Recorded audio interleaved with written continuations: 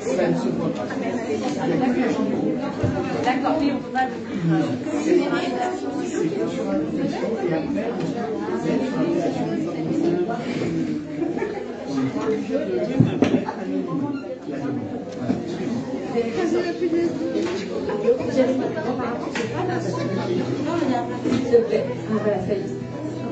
Bonjour à tous, je vous invite à prendre place, à vous installer.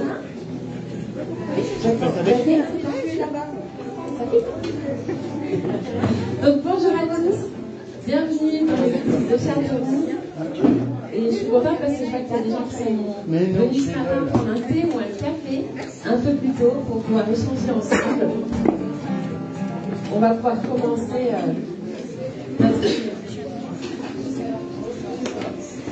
Je voulais commencer ce matin par un texte, un psaume, une partie du psaume, le psaume 104, versets 31 à 35.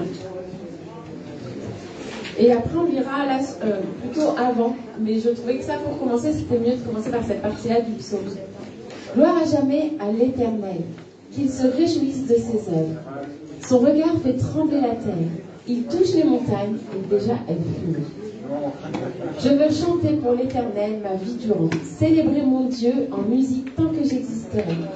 Que mon poème lui soit agréable, moi j'ai ma joie en l'Éternel. Que les pécheurs soient ôtés de la terre, que les méchants n'existent plus, que tout mon être loue l'Éternel, oui, louez l'Éternel.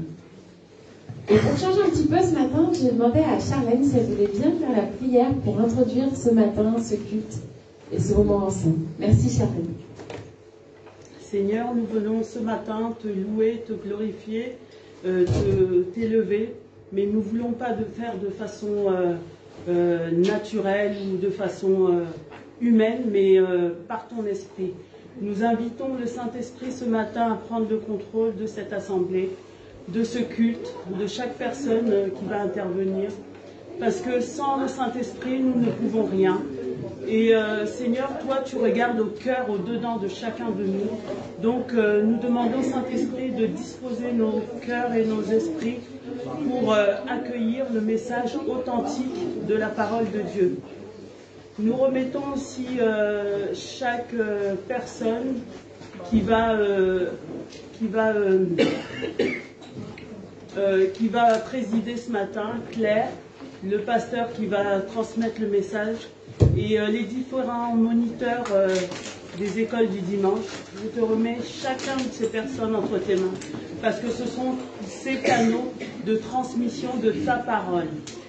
Merci Seigneur pour tout, dans le nom puissant de Jésus-Christ, notre Sauveur et Seigneur. Amen. Amen. Amen. Merci Charlène. Je voulais aussi souhaiter la bienvenue, la re-bienvenue aux personnes qui ont été malades et qui sont à nouveau présentes parmi nous, Daniel et Jean-Michel notamment, et aux personnes qui sont fait longtemps qu'elles ne sont pas venues ou qui viennent pour la première fois, bienvenue à Châtain dans l'église de Châteauroux. On va pouvoir continuer ce matin avec deux chants, notamment un chant qu'on a chanté la semaine dernière, mais les enfants n'étaient plus avec nous, et c'est un chant qui est un peu venu dans l'église via les enfants, donc c'est Comment ne pas te louer. Apparemment, c'est un chant qui est un petit peu viral sur les réseaux sociaux, donc ça serait bien de chanter avec eux. Donc, Comment ne pas te louer est merveilleux, si merveilleux. Que nos yeux soient vraiment tournés vers la gloire du Seigneur et que nous soyons là pour l'adorer.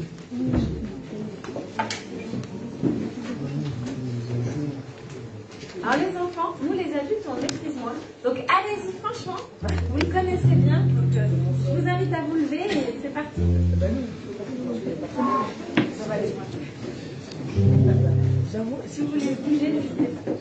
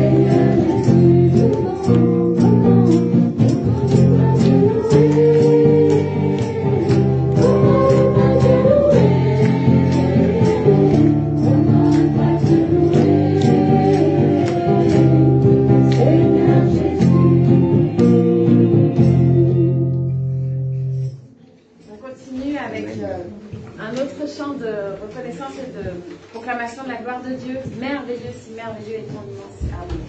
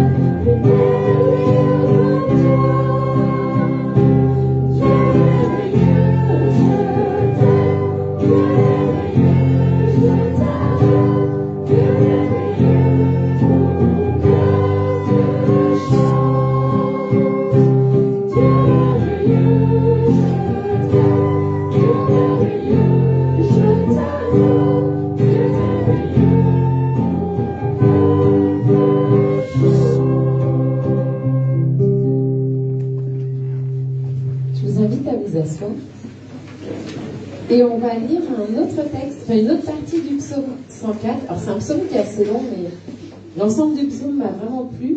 Il a fallu couper quand même au bout d'un moment, mais là on va quand même lire 24 versets. Que tout mon être loue l'Éternel, ô Éternel mon Dieu, que tu es grand. Tu es revêtu de splendeur et de magnificence. Tu as pour manteau la lumière et tu déploies les cieux comme une tente. Tu construis au-dessus des eaux du ciel tes hauts palais inaccessibles. Des nuées, tu te fais un char, tu te déplaces sur les ailes du vent. Tu fais des vents tes messagers, les éclairs sont tes serviteurs. Tu as établi notre terre sur de solides fondements pour qu'elle reste inébranlable à tout jamais. Tu l'as couverte d'océans comme d'un vêtement, les eaux recouvraient les montagnes. Lorsque tu les as menacées, les eaux se sont enfuies au loin et se sont élancées au bruit de ton tonnerre, franchissant des montagnes, dévalant vers les plaines, jusqu'à l'endroit que tu leur avais assigné. Tu as fixé une limite que les eaux ne franchiront plus, et elles ne reviendront plus pour submerger la terre. C'est toi qui fais jaillir des sources dans les ravins, et les torrents s'écoulent entre les montagnes. Là viennent s'abreuver les bêtes qui peuplent les champs et les bois. Là viennent boire les onagres. Les oiseaux nichent sur leurs rives, chantant à l'abri du feuillage. Du haut de ses palais, Dieu verse la pluie sur les monts. La terre est remplie des bienfaits du fruit de son ouvrage. C'est toi qui fais pousser le foin pour le bétail et qui fais prospérer les plantes pour les hommes, afin qu'ils tirent de la terre le pain pour se nourrir. Le vin réjouit le cœur de l'homme et fait resplendir son visage, le rendant brillant plus que l'huile. Le pain restaure sa vigueur. Les arbres qui sont ton ouvrage, l'Éternel, sont pleins de sel. Tels sont les cèdres du Liban que ta main a plantés. C'est là que nichent les oiseaux, et la cigogne a sa demeure, là sur les branches des cyprès. Les bouquetins ont leur retraite au sommet des monts élevés, et les rochers sont le refuge où les petits damans se cachent. C'est toi qui as formé la lune pour marquer les dates des fêtes. Le soleil sait quand il se couche. Tu fais descendre les ténèbres et c'est la nuit. Alors les hôtes des forêts se mettent tous en mouvement. Les lionceaux rugissent après leur proie. Ils demandent à Dieu leur nourriture. Mais dès que paraît le soleil, ils se retirent pour se coucher dans leur tanière. Et l'homme sort pour son ouvrage, qu'il poursuivra jusqu'à la nuit. Combien tes œuvres sont nombreuses, ô Éternel. Tu as tout fait avec sagesse. La terre est pleine de tout ce que tu as créé. Et en fait, dans ce texte, ce que j'ai aimé, c'est qu'il peut paraître long, mais ça reprend toute la création et toute l'organisation. Et petit à petit, l'homme apparaît dedans. Et en fait, ce qu'on voit, c'est merveilleux. Tout ce que Dieu fait est merveilleux.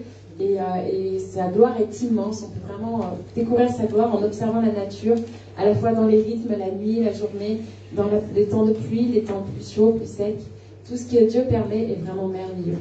Et c'est encore dans cet esprit d'adoration, de reconnaissance et d'émerveillement envers sa création et aussi toutes les bénédictions de Dieu qui sont là indiquées par le vin, par le pain qui nous nourrit, qui nous restaure.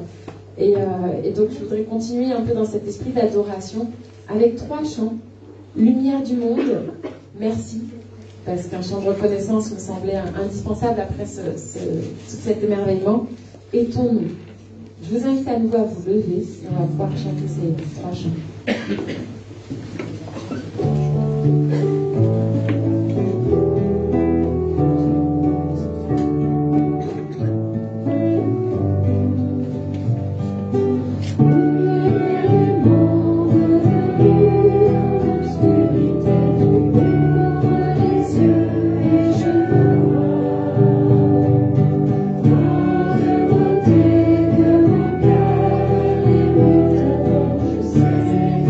que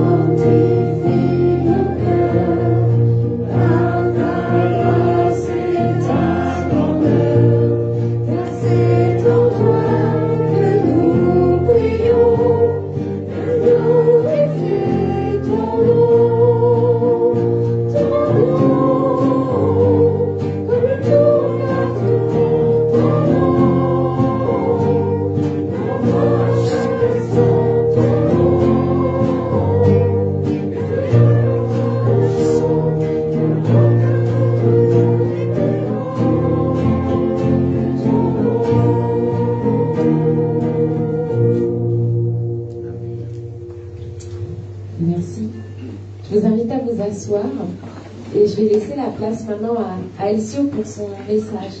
Les enfants vont pouvoir aussi rejoindre leur groupe d'école du dimanche. Et que le Seigneur vous bénisse et vous apporte vraiment de la nourriture pour pouvoir grandir dans sa présence.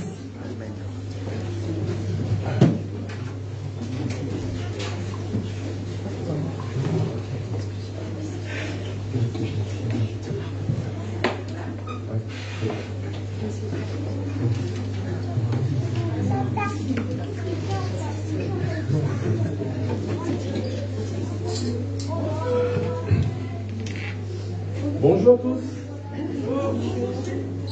Ça va? Est-ce que vous m'écoutez? C'est bon. C'est bien. Voilà.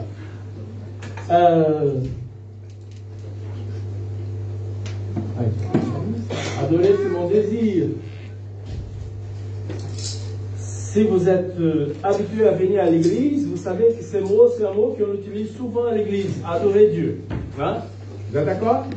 Si on vient à l'église, on va de temps en temps, on va entendre ces mots. On a entendu tout à l'heure, Claire nous a invités à venir adorer le Seigneur. En même temps, elle a lu un texte biblique qui parle de l'adoration. Et ce matin, je voudrais venir avec vous et voir un peu qu'est-ce que c'est l'adoration et comment on doit le faire à partir d'une histoire biblique. Mais avant de continuer, il y a Pierre-Éric qui a créé une page Facebook pour le sujet de prière. Donc, si vous êtes intéressé à la prière, mettre des sujets de prière et prier un pour les autres. Donc, allez voir Pierre-Éric. Salut Pierre-Éric, tu peux faire comme ça. Voilà, c'est ce gars-là, il s'appelle Pierre-Éric. Donc, allez le voir après, il va vous expliquer comment faire et c'est bien. Maintenant, ce matin, si vous êtes habitué à venir dans un environnement chrétien, et vous êtes bien à l'église protestante évangélique de Châteauroux, si vous êtes habitué, ça va, sinon, c'est pas grave, vous êtes déjà là, c'est bien. Mais si vous êtes habitué dans un environnement chrétien, vous avez probablement entendu des histoires bibliques, n'est-ce pas? Qui a jamais entendu une histoire biblique si vous êtes habitué à venir à l'église? Et probablement vous avez entendu parler de David. Ouais? David. C'est pas David qui est là, mais un autre David. David de la Bible. Et peut-être, quand on parle de David, probablement vous avez... Si je dis quelle histoire vous pensez de David? Est-ce qu'il y a quelque chose qui vous parle de David? Dites-moi au moins 3 personnes. David et Goliath. Les psaumes. Les psaumes. Oui, 3e personne. La royauté. Le roi. Voilà, le roi David. Mais il y a pas mal de choses parce que ça partit mensonge, je n'entends pas, je m'entends pas. C'est qu'il y a un problème de... Et tout? Ça grésille ici, et donc du coup, si on les pas pas, Ok. On entend... C'est le retour. Ouais. Donc, peut-être on va couper un. On va voir si ça va sonner. C'est vrai qu'on a toujours des... Ah, maintenant c'est bon. Maintenant, peut-être c'est un peu fort. Mais c'est bon. Ça va pas trop de bruit? Ça fait du bruit encore? Non? Ok. Donc, je disais, par rapport à David, on parle de son adolescence, il était berger, vous vous rappelez? Et il venait d'une grande fratrie aussi. Il était le plus petit. Et son père l'envoyait un moment pour regarder, pour amener de la nourriture à ses grands frères. Tout cela, ça fait partie. Après, c'est son appel, ses batailles, ses victoires, ses choix de vie. Donc, le passage qu'on va lire ce matin, c'est pas la meilleure, c'est pas la très glorieuse, si je peux dire comme ça. Mais qui va nous aider à tirer des leçons. Parce que vous le savez, la Bible, on prend des leçons de la Bible. Donc, on parlera un peu de David. C'est David qui a fait un échec. Est-ce que vous avez déjà fait des échecs dans votre vie?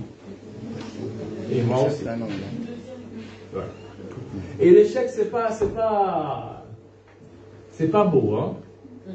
Ça fait des échecs dans la vie, c'est pas beau. Des fois, on peut se culpabiliser. Bref, il y a un tas de choses, mais c'est pas là que je vais y aller avec vous ce matin. Mais je vous encourage à rester connectés parce que je pense que le Seigneur peut vous parler. Il peut nous parler. Il veut nous parler ce matin. Nous avons déjà chanté, nous avons entendu sa parole, nous avons lu déjà et on va continuer dans ce même sens. Donc, je crois que dans toutes les circonstances que nous passons, même celles qui ne sont pas tellement glorieuses, peuvent nous aider à tirer des leçons. Vous êtes d'accord avec moi? On prend toujours des leçons. Donc, on va aller au texte biblique de ce matin. Donc, je vous laisse lire comme on a l'habitude de faire ici. Voilà.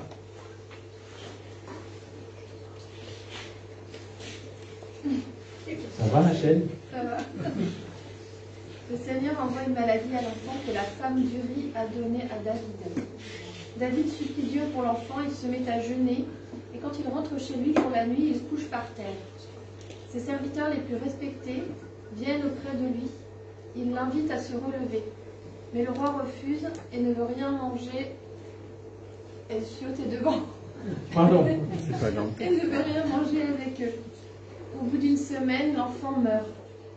Les serviteurs ont peur de le dire à David. Ils pensent, quand l'enfant vivait encore, nous avons parlé au roi.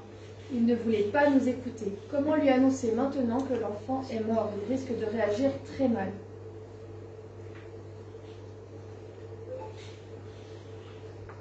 David les voit parler tout bas entre eux et il comprend que l'enfant est mort. Il demande à ses serviteurs, est-ce que mon fils est mort? Ils répondent, oui, il est mort. Alors David se relève de terre, il se lave, se parfume, il change de vêtements, puis il va dans la maison du Seigneur pour l'adorer. Ensuite, il rentre chez lui, il demande qu'on lui serve un repas et se met à manger. Amen. Prions. Oui, Seigneur, nous te louons et nous te remercions ce matin. Nous voulons louer ton nom, on vient de chanter, Seigneur. Et maintenant, Seigneur, nous sommes devant ta parole. Tu connais nos défis, tu connais nos échecs de vie, Seigneur. Tu connais, Seigneur, quelles sont nos difficultés pour arriver jusqu'à là ce matin. Nous voulons remettre nos vies, Seigneur, et parle-nous ce matin, Seigneur. Parle-nous, Seigneur, et aide-nous, Seigneur, à aller de l'avance. Au nom de Jésus. Amen. Amen. Donc, le texte que nous venons de lire s'inscrit dans une période prospère dans la vie de David. Son royaume était déjà établi. Si on va au chapitre 11, et en fait, quand vous regardez le livre des rois, on va voir que David, là, il est vraiment en Samuel, plutôt Samuel. On va voir que le livre, ça commence avec la chute de Saul, le premier roi, et après, du chapitre 5 jusqu'au chapitre 10, on va voir qu'il y a David qui progresse, qui gagne des batailles, qui construit un palais, qui tout va bien à ce moment. Donc, ce que nous venons de lire, on va voir que c'est déjà établi. Dieu a affermi son pouvoir. Il est devenu roi puissant, respecté, à tel point qu'on va voir, quand on lit la Bible, que les ennemis avaient peur. Dès qu'ils savaient que David venait, ils partaient. Donc, les ennemis n'étaient pas prêts pour le défier. Il vit dans un palais maintenant. Ce n'est pas le petit David qui courait derrière les bêtes.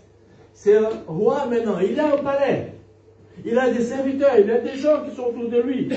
Donc, c'est temps de voir les étoiles. C'était passé. Le temps de chercher des bébés, c'était passé. Donc, il avait de nombreux serviteurs, des servantes. Il dispose aussi d'une puissante armée. Des généraux qui sont courageux. Des soldats qui sont dévoués à lui. Donc, la loyauté de ces hommes va tellement dans un sens qu'ils sont prêts pour mourir pour son roi. Donc, on peut imaginer la qualité de ces hommes. Et chaque année, David va remporter de nouvelles victoires. Il va élargir son territoire. Et il va être selon les promesses de Dieu. Tout va bien pour lui. Tout va bien. Il est vraiment prospère. Donc c'est un roi béni et puissant.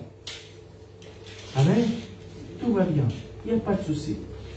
Qu'est-ce que je vais m'inquiéter si tout va bien? Mais si on revient un peu au chapitre 11, je vais vous lire. L'année suivante, à la saison où le roi a l'habitude de partir à la guerre, le roi David envoie contre les Ammonites le général Joab ses officiers et toute l'armée d'Israël. Ils tuent les habitants du pays, ils organisent des attaques à Rabat, la capitale. David est resté à Jérusalem.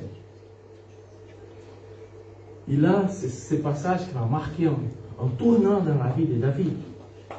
Parce qu'il va lui mettre en lumière la faiblesse de ces gars qui tout le monde pensait et tout le monde voyait et son histoire, tout ce qu'elle a fait, c'était un gars puissant, c'est fort. Mais là, on va montrer qu'il est faible. On va montrer que, comme nous aussi, on est tous des faibles. Si ce n'est pas le Seigneur de notre vie, on est perdu. N'est-ce pas? Si ce n'est pas Dieu, on est perdu. Donc, c'est intéressant de noter ce que je viens de lire. C'est dit qu'à la saison, le roi a l'habitude de partir pour la guerre.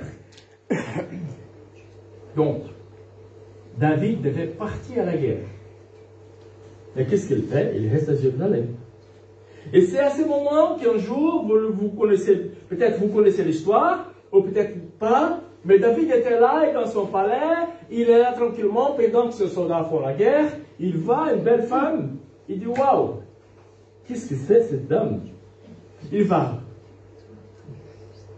décrire un plan, préparer un plan, pour séduire la femme, il va avoir un enfant avec elle. Et c'est un moment sombre dans la vie de David, qui aura des conséquences pour lui-même et pour tout son royaume. Et cela montre que personne n'est pas à l'abri de faire des bêtises. Les personnes plus pieuses peuvent succomber à la tentation et au péché. Cependant, l'histoire de David ne va pas s'arrêter là. Et nous pouvons tirer des leçons de sa repentance et de sa recherche du pardon de Dieu. Après sa confession, David va demander pardon. Mais voici ce que Dieu va lui dire quand même. 2 Samuel chapitre 12, à partir du verset 13. Je vais vous lire. Alors David répond à Nathan. Nathan, c'est le prophète qui est venu le confronter. Je reconnais mon péché devant le Seigneur. Nathan dit à David, dans ce cas, le Seigneur te pardonne.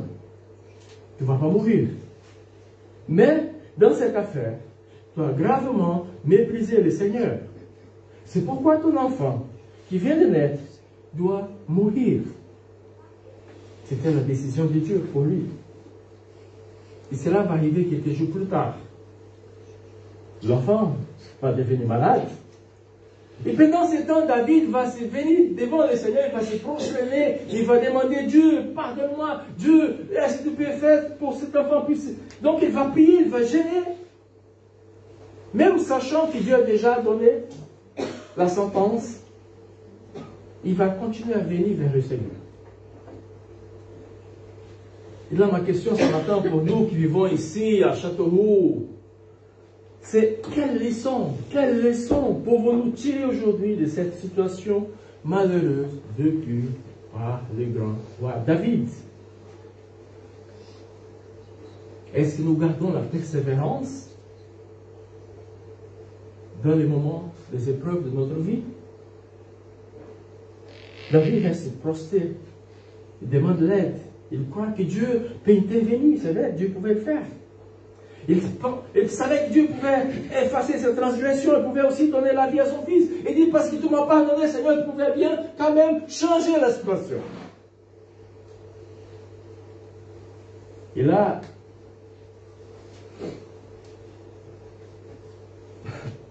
la question pour moi ce matin, c'est quand les choses ne se passent pas comme on voudrait, quel est notre positionnement?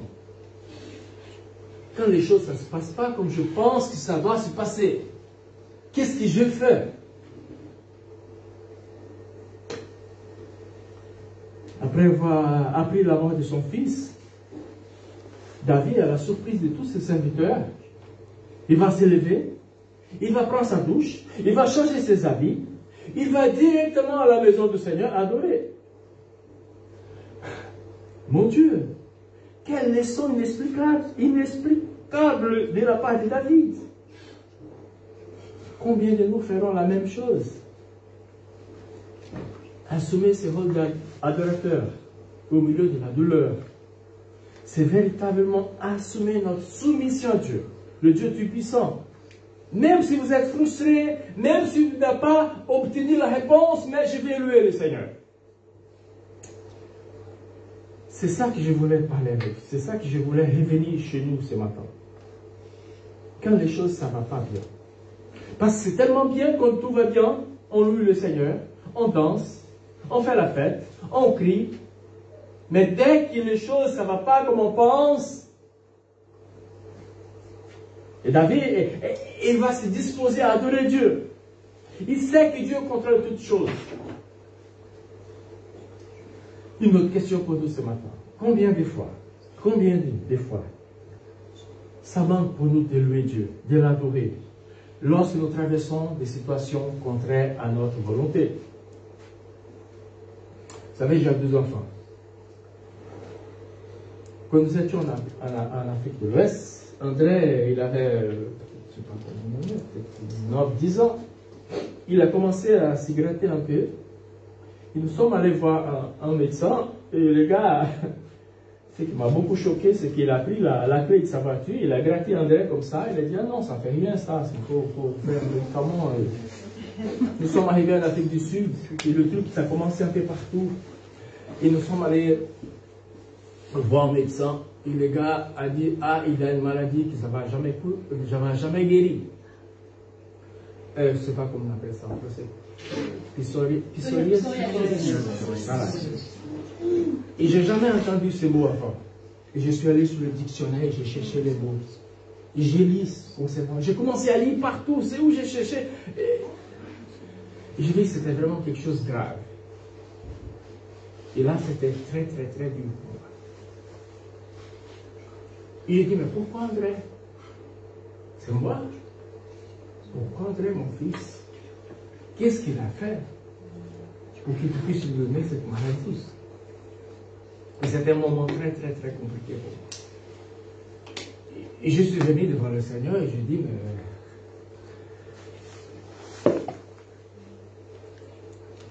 je n'ai pas pu faire comme David a fait. Mais au fur et à mesure que le temps passait, voilà, aujourd'hui André il a 30 ans, je pense, quelque chose comme ça. Ça va beaucoup mieux, ça va jamais, c'était toujours dans ses chambres. Mais maintenant ça va, il est presque guéri. Mais à l'époque, je me rappelle, c'était très très compliqué pour moi. Moi je disais, attends, mais pourquoi André? Peut-être pour David c'est un peu la même chose. Mais sauf que la situation ici, c'est différent. Il décide d'adorer Dieu. Il décide de dire, voilà, Seigneur, c'est toi qui as donné, c'est toi qui vas reprendre, mais béni soit ton nom, et je vais te louer. Je vais te louer. Vous savez, beaucoup de gens aujourd'hui, peut-être pas ici, mais peut-être vous avez déjà entendu des gens qui ont laissé l'église. Et quand tu poses la question, pourquoi tu as laissé? Ah, parce que Dieu n'a pas fait ce que j'avais demandé. Dieu n'a pas guéri mon père. Dieu n'a pas sauvé ma mère. Dieu n'a pas fait. Donc, je tourne le dos et je vais de l'autre côté. Ce n'est pas le cas de David. Des fois, nous sommes prêts pour céder au découragement. Et nous abandonnons aussi tout ce que le Seigneur veut accomplir dans notre vie.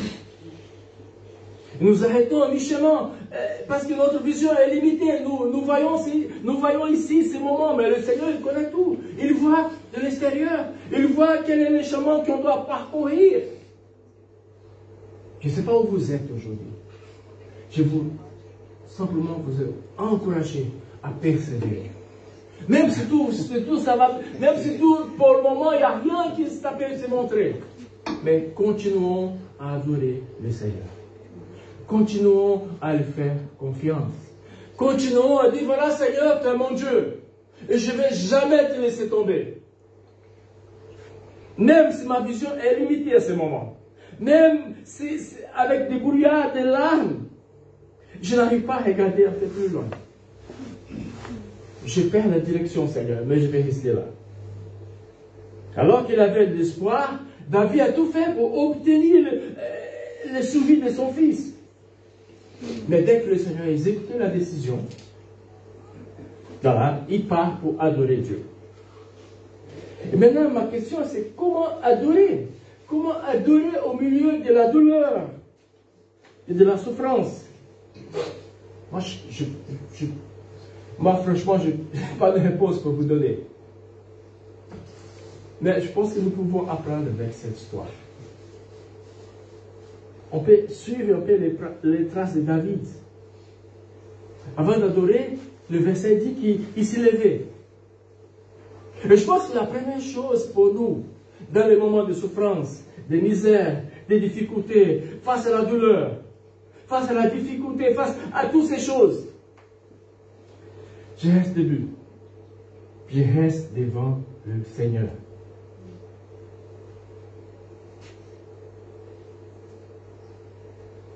Pour continuer à me battre, en sachant que le Seigneur est là. Ensuite, le texte biblique va dire que David va se laver. C'est comme il voulait nettoyer son âme. Après un temps de pleurs, David va offrir sa douleur à Dieu. Car il ne pouvait rien faire. Ni son intelligence, ni ses stratégies militaires, ni pouvait faire revenir l'enfant. Donc, il s'est rendu tout simplement à la volonté souveraine de Dieu en acceptant cette situation. C'est comme ces brebis obéissants qui, en écoutant la voix du berger, il va suivre ce que le berger va lui dire. David, il reconnaît son état de fragilité, sa dépendance de Dieu. Mais il voulait, et dit non, je ne sortirai pas de là. Je vais t'adorer quand même. Il va changer ses vêtements. Cela, ça nous fait comprendre un changement de direction, d'attitude, de réflexion. Il va abandonner son état d'amertume qu'il avait. Il va passer une autre chose. Il va accepter la volonté du Seigneur sur sa vie. Il va changer cet esprit d'angoisse, cet habit d'angoisse pour des habits de louange. Et là, on va voir que David va dans la maison du Seigneur pour adorer Dieu. Son cœur est dénudé, est nu. Il est nu complètement devant Dieu. Il, avec sincérité, il va l'adorer. Il va décider voilà, je décide d'adorer le Seigneur. Vous savez, la vraie adoration, ce n'est pas lié tout simplement à une motivation extérieure, une émotion momentanée. Ce n'est pas tout simplement verser de l'âme quand nous entendons une louange qui va nous faire du bien. C'est plus que ça. La véritable adoration, c'est un choix constant. C'est un choix quotidien. Est-ce que je décide d'adorer Dieu quand tout va bien? C'est bien, je viens de dire. Mais quand tout ça va mal aussi, il faut que je puisse avoir cette même attitude. Et là, je pense à Job, quand il a tout perdu, vous connaissez l'histoire, et il a dit, oui, c'est toi qui as donné, Seigneur, c'est toi qui as repris. Béni soit le nom du Seigneur. Alléluia. Amen. Ça vient de l'intérieur de l'âme, ça vient de notre cœur. C'est quelque chose qu'on ne peut pas... C'est quelque chose de particulier entre moi et Dieu. C'est quelque chose que je ne peux pas partager. Je ne sais pas comment je peux m'expliquer, mais c'est quelque chose entre lui et Dieu. Les gens qui étaient autour de lui n'ont rien compris. Ils disent, mais ce n'est pas possible. Maintenant que l'enfant est vivant, tu es là, tu pries, tu fais. Maintenant, dès qu'elle est morte, tu pars adorer Dieu. Je ne comprends pas David. Vous savez, Dieu cherche des vrais adorateurs. Dieu qui le cherche. Jésus a dit, Jean 4, 23 à 24, il dit, mais l'heure vient, il parle à la femme samaritaine, mais l'heure vient, elle est déjà venue, où les vrais adorateurs adoreront le Père en esprit et en vérité. Car le Père recherche des hommes, et je mets des femmes aussi, qui l'adorent aussi. Dieu est l'esprit, il faut que ceux qui l'adorent, en adorent par l'esprit en vérité. Amen. Dieu cherche, Dieu nous cherche. Et David va agir, quand on revient à l'histoire de David, va agir comme un véritable adorateur. Il magnifie à ces scénarios de misère qu'il avait. Il vient, il va manger du pain. Et je vais vite revenir à les actions de David. Il change de position. Il va se guérir de ses blessures. Il change d'attitude. Il adore Dieu. Il mange du pain. Et là, je voudrais rester un peu sur le mange du pain. Manger du pain pour nous, c'est se nourrir de la parole de Dieu. Se nourrir de Dieu. C'est à travers des moments de désert où on se sent faible, on se sent assoiffé, affamé. Donc c'est important de se nourrir de quelque chose qui va nous fortifier. Se nourrir du pain. Se nourrir de la parole de Dieu. Amen. Amen. C'est ça qui va nous fortifier. C'est pas ton médecin, c'est pas ton médicament, c'est pas ceci, c'est pas cela. Non, c'est la parole.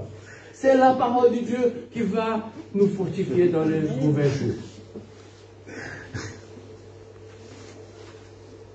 Toutes ces réponses dans ces faits à laquelle nous parlons. La nourriture, notre force, que toutes les faiblesses.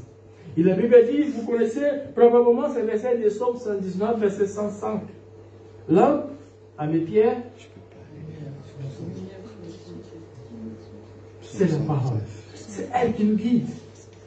Et j'ai trouvé un autre verset en Jérémie, chapitre 15, verset 16, il dit, dès que j'ai trouvé tes paroles, je les ai dévorées. Elles m'ont fait ma joie et mon bonheur, car je porte ton nom. Chaque fois que nous mangeons la parole, chaque fois nos chagrins, ils peuvent être transformés en joie. Nous devenons plus forts et le nom du Seigneur est exalté. David était conscient en ce moment de sa vie que tout ce que Dieu a fait, c'est vrai, c'est bien. Je pense que ce n'était pas facile pour lui. Quand je parlais de l'histoire de mon fils, au moment où vous avez des histoires comme ça chez vous, peut-être de vous-même, ou peut-être de quelqu'un qui est proche de vous, que vous aimez beaucoup. Ce n'est pas facile d'oublier. Mais le Seigneur nous encourage ce matin à aller de l'avance. Continuez à lui faire confiance. Continuez à lui faire confiance. Non, frères et sœurs, pour moi, je ne suis pas avoir saisi les prix. Mais je fais une seule chose. Je fais une seule chose. Alléluia. En oubliant ce qui est derrière moi, j'ai tendance et toute mon énergie vers ce qui est devant moi. Je poursuis ma course vers le but pour remporter les prix attachés à l'appel de Dieu. Que Dieu nous a dressé dans haut du ciel, dans l'union avec le Christ. L'apôtre Paul, Philippiens 3:13. Je pense que c'est ça un peu. C'est ça mon défi de ce matin. Oublier les choses du passé. Oublier la misère. Oublier ces choses en sachant que devant il y a plus de choses qui sont plus importantes. Il y aura des choses que Dieu va me faire. Qui sera plus fort. Ça sera meilleur pour moi. Même si je ne vois pas à ces moments. Je pense qu'un exemple de David pour moi ce matin, c'est que je dois rechercher sans cesse, tout le temps, l'espoir. Et quand ils ne sont pas là, je vais tout simplement venir devant le Seigneur et l'adorer, me prosterner devant Dieu et dire merci Seigneur. Parce que tu vas prendre soin de moi.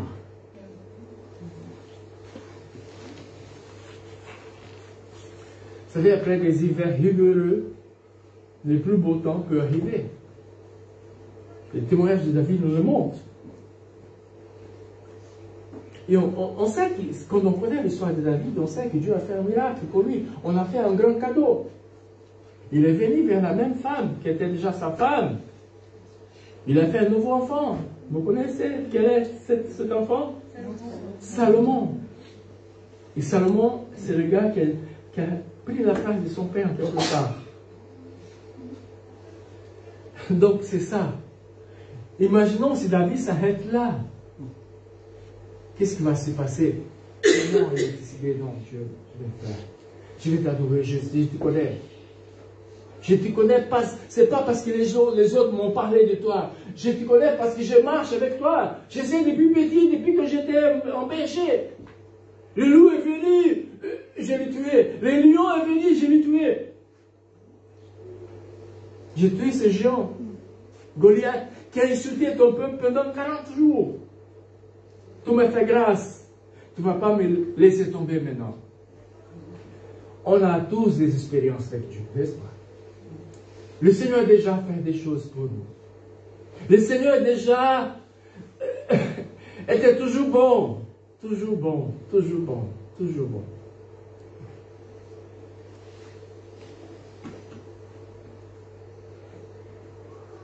Parce qu'il y a un but déterminé dans tout ce qui nous arrive. On peut s'aimer souvent avec de douleur, des larmes, mais ce qui nous attend, c'est meilleur, c'est grand. Et nous devons continuer ce monde. J'aime ce verset du psaume 126. Ceux qui sèment dans les larmes moissonneront des joies. Amen. Amen. Et pourquoi? Et je vais vers la fin déjà, j'espère. Vous êtes là, ça va? Oui. Amen. C'est bien. Pourquoi devons-nous, et je pose encore la question, pourquoi devons-nous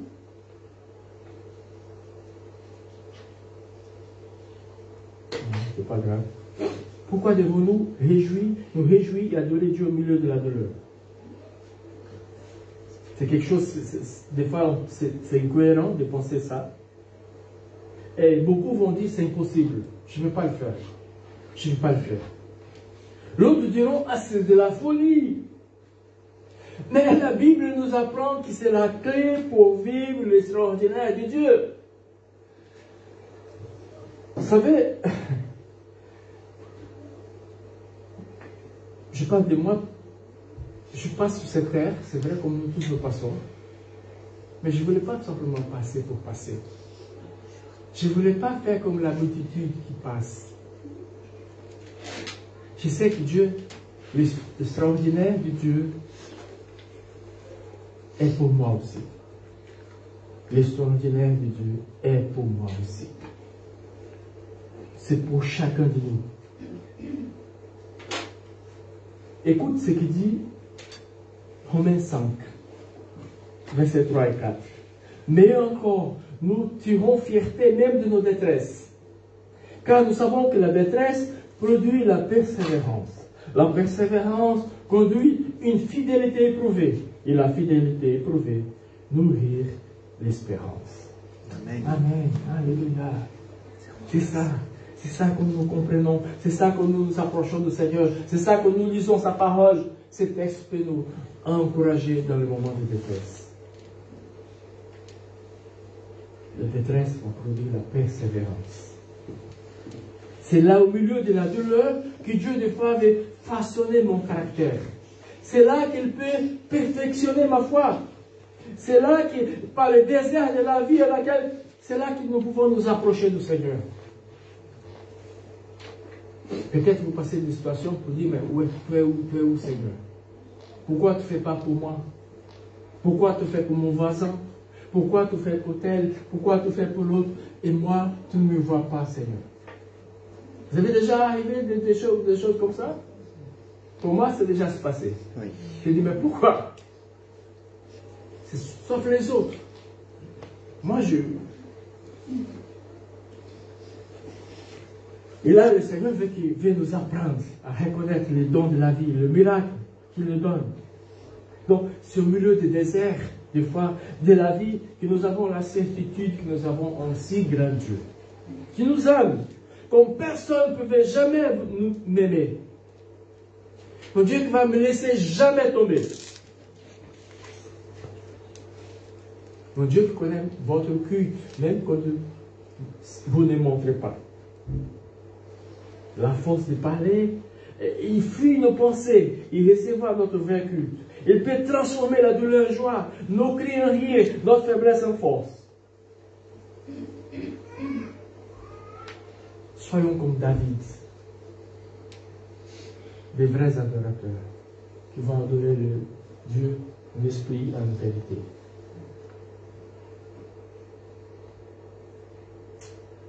Je voudrais qu'on puisse avoir un temps de prière. Je ne sais pas où vous êtes. Je ne sais pas quelles sont vos douleurs. Quelles sont vos frustrations? Quelles sont les choses que vous aimeriez bien que Dieu change? Peut-être ce matin, c'est le bon moment, tu dis, voilà, c'est bien.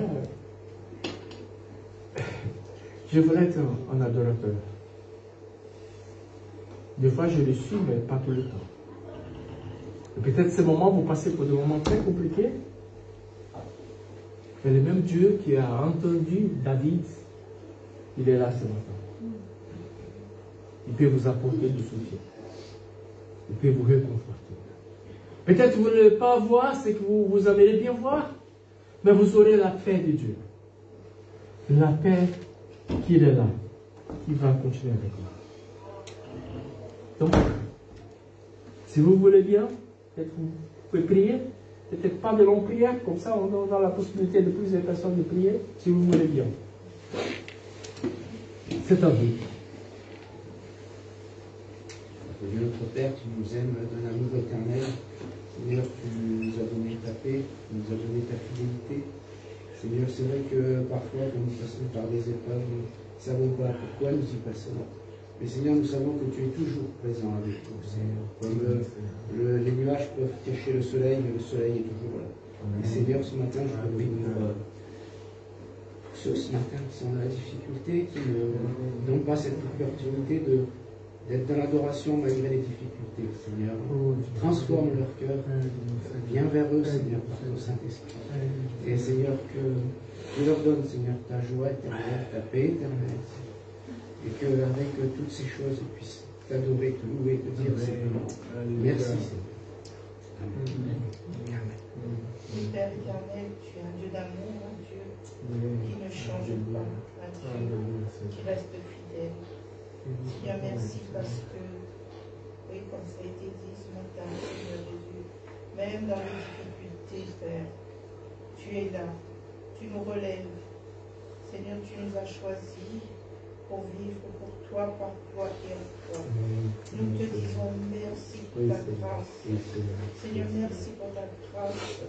Merci parce que tu nous relèves. Merci d'être là pour chacun de nous. Seigneur, oui, entends les cœurs, Seigneur, qui crient à toi. Et Seigneur, bénis ceux qui ne te connaissent pas. Seigneur, tu es Dieu. Rien n'est impossible à toi. Seigneur, tu peux toutes choses. Nous te demandons, Seigneur Jésus, avec un cœur pur, viens aider ceux qui sont perdus. Seigneur, viens les aider. Nos familles, nos amis, même nos ennemis si on en a, Seigneur Jésus. Seigneur, tu connais le cœur de chacun ce matin. Mets la paix dans chacun des cœurs. Mets la paix, c'est la paix qui nous fait avancer. Merci pour tes fruits de l'esprit. Seigneur, nous t'aimons de tout notre cœur. Merci. Amen. Amen.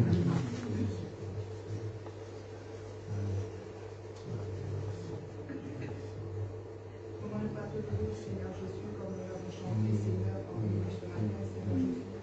C'est vrai que c'est facile de te louer quand tout va bien, Seigneur, qu'on est en plein esprit, qu'on est en bonne forme, Seigneur Jésus. Mais quand on n'est pas bien, Seigneur, physiquement ou mentalement, ou même spirituellement, Seigneur Jésus, c'est pas évident, Seigneur, quand il y a l'oppression, quand il y a l'adversité, Seigneur Jésus, mais tu viens à notre secours, Jésus, pour que nous yeux vers toi, Seigneur Jésus, pour que tu renouvelles les forces, que nous ne restons pas à terre, Jésus.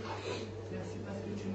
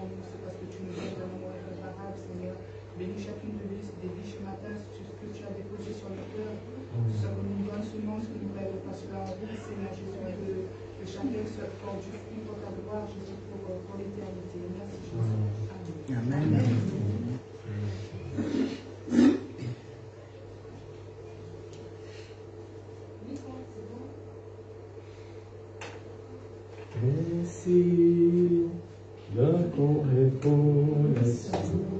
Merci au Seigneur, toi, puissant. Merci, car tu as donné Jésus-Christ, son Fils. Merci de ton reconnaissance. Merci au Seigneur, toi, puissant.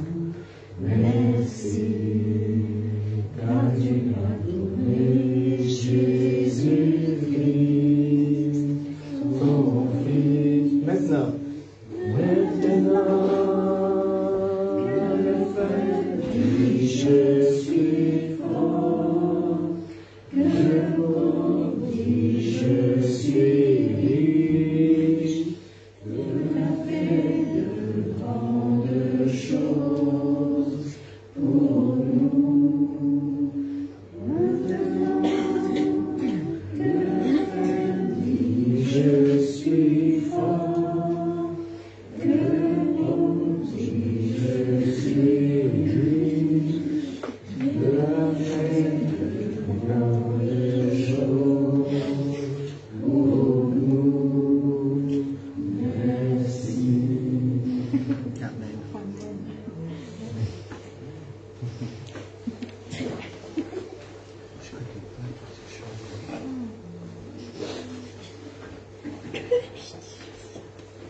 Amen. Vous êtes pas Merci monsieur pour ce message. Il y avait juste avant le verset qui s'affichait et qui concluait sur l'espérance. Et cette semaine, sur la radio, j'ai entendu justement quelqu'un qui définissait un peu la différence entre l'optimisme et l'espérance. Quelqu'un d'optimiste, c'est quelqu'un qui imagine que quoi qu'il advienne, ça va bien se finir, même sans trop savoir comment ça va se finir. Et l'espérance, c'est pas la même chose. L'espérance, c'est qu'on sait qu'il y a des faits, des choses qui vont se passer effectivement de manière positive. Et nous avons cette espérance. Parce que par la foi en la parole de Dieu, c'est écrit qu'il n'y aura plus de douleur, plus de deuil, plus de maladie, plus de faim. Et nous avons donc cette espérance basée sur la parole de Dieu qui est immuable et qui est vraie. C'est pas de l'optimisme, c'est pas un peu naïf, c'est une vraie espérance fondée en nous. Amen. Je voulais juste rajouter ça et merci aussi. La transition toujours difficile avec les annonces, avec le concret. Donc Elcio a parlé effectivement qu'il y avait maintenant un nouveau groupe Facebook depuis peu. Donc de voir avec Pierre-Éric pour pouvoir s'inscrire sur ce groupe si vous êtes intéressé. J'ai déjà mis un lien sur le WhatsApp. Voilà, sur le WhatsApp, il y a une information. Il suffit d'y aller et puis après on vous fera rentrer Elcio ou moi-même. Et donc en fait, voilà, c'est ouvert à tous ceux qui veulent s'inscrire, mais c'est pas une diffusion à tout va. Non, c'est uniquement pour l'Assemblée. Vous pouvez faire des demandes de prière d'une manière anonyme ou avec votre nom. Et l'objectif, c'est que nous puissions chacun de l'Assemblée pouvoir prier les uns pour les autres. Et lorsqu'il y aura les groupes de prière chaque jeudi, ça permettra aussi de se souvenir les demandes de prière et de prier à ce moment-là encore plus. Voilà. Et si on n'a pas Facebook Alors, je suis désolé pour les personnes qui n'ont pas Facebook. Moi-même, je n'avais pas Facebook. Je n'aime pas ça. J'ai créé, Elcio m'a montré comment créer un compte pour que ça soit le plus discret possible et qu'on ne soit pas obligé d'aller ailleurs. Mais après, il n'y a pas trop d'autres solutions. Parce que sur WhatsApp, si on peut poster une demande de prière sur WhatsApp, mais elle va disparaître au fur et à mesure. Alors que sur Facebook, c'est cet avantage-là, c'est que c'est un post et on peut faire, on a des manières en fait de les trier et ça, elle reste. Voilà. Donc bien sûr, dimanche prochain, si Dieu le veut, il y aura Culte ici à 10h30. On est encore invité, on peut toujours inviter nos amis à venir. La permanence pastorale aura lieu mercredi prochain de 14h30 à 17h. Donc Elcio est ici en présentiel, mais vous pouvez aussi l'appeler, vous pouvez le joindre de différentes manières, avec ou sans rendez-vous. Et donc, on revient à la louange et à la prière. Donc, jeudi prochain à 20h, cette fois-ci en Zoom, pas en présentiel, c'est une semaine sur deux. Si vous n'avez pas le code, il peut vous être envoyé dans le groupe Église sur WhatsApp. En fait, si vous n'êtes pas encore sur WhatsApp, n'hésitez pas à voir Elcio ou pour pouvoir s'inscrire et pour pouvoir ensuite avoir ce lien Zoom pour prier ensemble et louer l'Éternel ensemble. Alors Kairos, je veux bien laisser la parole à Thierry. Il y a plein de choses à dire, donc il y a des petites invitations qui sont au fond. Et si tu veux bien expliquer, je te passe mon micro. Donc ça sera la première activité de l'association Kairos. Donc ce sera une initiation à la fermentation. Donc la fermentation, c'est la conservation des aliments par la fermentation. Il y a plein de choses à savoir.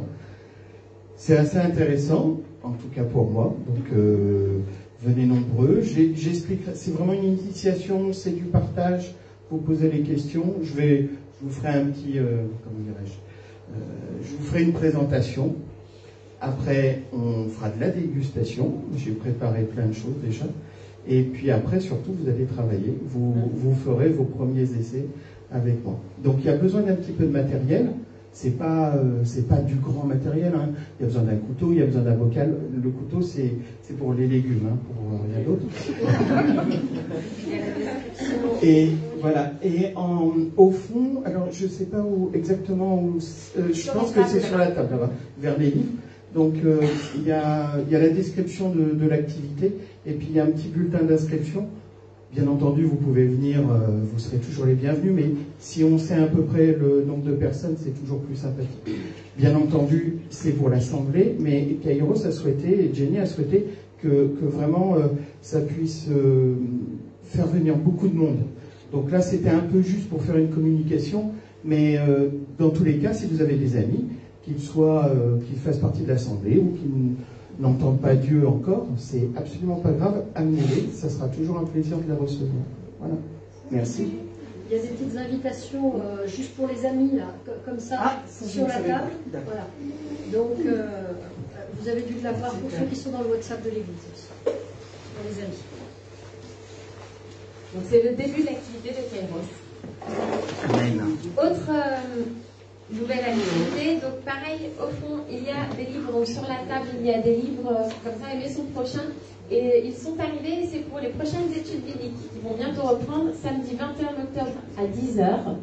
Donc une étude biblique interactive qui se déroule ici, aussi, ça aussi. Donc voilà, le livre Aimer son prochain, qu'en dit la Bible, tour d'horizon en 10 escales. Donc c'est le programme des prochaines études bibliques pour les prochaines semaines. Alors avant d'oublier, parce que je vais encore oublier, juste à l'entrée de la salle, à côté de la porte, il y a les offrandes. Donc voilà, à chaque fois que je pense aux offrandes, à chaque fois j'oublie. Donc voilà, avant de passer à la suite, je vous informe que vous pouvez mettre directement dans la boîte, ou alors c'est aussi possible de faire du virement à l'église. Vous pouvez demander à Daniel, qui est présent parmi nous, pour avoir le livre sur la table. Il y en a même sur la table, donc voilà, c'est encore plus. Nos 4 mots, ce qui fait nos 4 valeurs, donc l'unité, la joie, le service et l'onction du Saint-Esprit qui nous accompagne toute cette semaine. Et aussi notre leitmotiv, notre slogan, nous voulons être une église rayonnante qui répand la grâce et la gloire de Dieu. Même dans la douleur, même dans l'épreuve, nous avons l'espérance et nous pouvons rendre gloire à Dieu. Amen. Et donc le verset qui peut nous accompagner, mieux encore, nous tirons fierté même de nos détresses, car nous savons que la détresse produit la persévérance conduit à une fidélité éprouvée, et la fidélité éprouvée nourrit l'espérance, cette espérance qui nous accompagne. Je crois que c'est tout pour les annonces. Et donc je voudrais terminer par une prière. Est-ce que je peux faire une petite annonce? Oui, est-ce que tu veux faire une annonce? Toi, ton livre. Tout simplement pour vous rappeler, maintenant, à partir de ces mois-là, donc ce matin, il y avait déjà, second dimanche du mois, on fait thé au café. Donc, thé au café, vous pouvez choisir, soit thé, soit café. Thé au café. Pas café. Café, c'est en portugais. C'est pour Renato. Thé au café. Voilà. Donc, c'est à 9h15. Vous pouvez venir avant le culte, dans la salle à côté. Comme ça, on prend du café. Du café. Voilà, du café. Du coffee. Voilà, du thé. et on reste un peu de temps ensemble. Donc, gardez ça dans vos agendas. Donc, le second dimanche du mois, on revient tous avant le culte si vous voulez. Donc, en tout cas, il y a pas mal de choses à manger.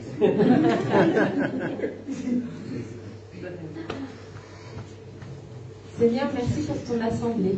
Merci parce que nous pouvons nous nourrir les uns les autres. Et merci surtout pour ta parole que tu nous as apportée ce matin. Qu'elle puisse porter du fruit, qu'elle puisse vraiment germer dans nos corps et notre esprit cette semaine. Accompagne chacun de mes frères et sœurs, les enfants, les adultes, toute personne qui a pu vraiment s'approcher de toi ce matin, qui puisse être encouragée et fortifiée cette semaine. Loué soit ton nom et que vraiment notre adoration soit tournée vers toi, Seigneur. Par le saint nom de Jésus. Amen. Amen. Je vous souhaite un bon dimanche et une belle journée. Merci.